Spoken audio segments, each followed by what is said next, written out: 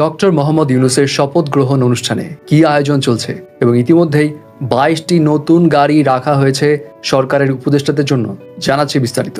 Doctor Mohammad Yunus তো বাংলাদেশে এসে পৌঁছেছেন এবং আজ 8 আগস্ট গঠিত হতে যাচ্ছে অন্তর্বর্তীকালীন সরকার এবং রাত 8টায় অন্তর্বর্তীকালীন সরকারের উপদেষ্টাদের শপথ পাঠ করানো হবে এবং এই জন্য সব প্রস্তুতি সম্পন্ন হচ্ছে। মিডিয়া রিপোর্টস থেকে জানা যায় সরকারের উপদেষ্টাদের জন্য প্রস্তুত রাখা হয়েছে 22টি নতুন গাড়ি।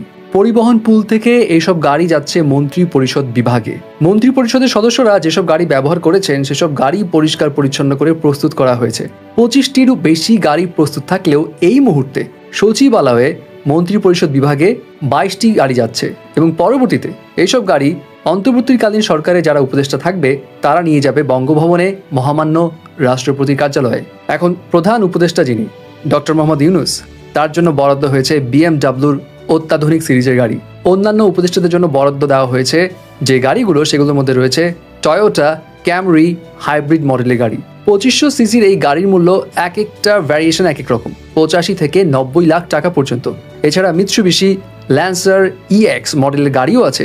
1600 সিসির এইসব গাড়ির মূল্য 20 থেকে 25 লাখ টাকা প্রায়। এখন ডক্টর ইউনূসকে নিয়ে আমরা সবাই আশাবাদী তিনি বড় একটা চেঞ্জেস আনবেন এবং এই ক্রান্তিকাল থেকে খুব সুন্দরভাবে আমাদেরকে উদ্ধারও করবেন। তবে ডক্টর মোহাম্মদ ইউনূসের সামনে অফকোর্স কিছু না কিছু চ্যালেঞ্জ তো থাকবেই এবং এইসব চ্যালেঞ্জ নিয়ে যুগান্তরে একটা প্রতিবেদন প্রকাশ করা হয় যেখানে বিশেষজ্ঞরা বলছেন তার সামনে কি কি চ্যালেঞ্জেস থাকতে পারে। তার মধ্যে একটা খুব উল্লেখযোগ্য চ্যালেঞ্জ হচ্ছে ইকোনমি এবং গার্মেন্টস সেক্টরটা চাঙ্গা করা।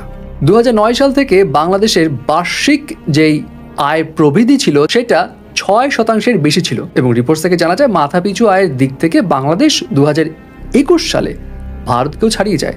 কিন্তু অর্থনীতির এই যে এত প্রবৃদ্ধি মানে এতভাবে বাড়লো সেটার সুফল সবাই পায়নি।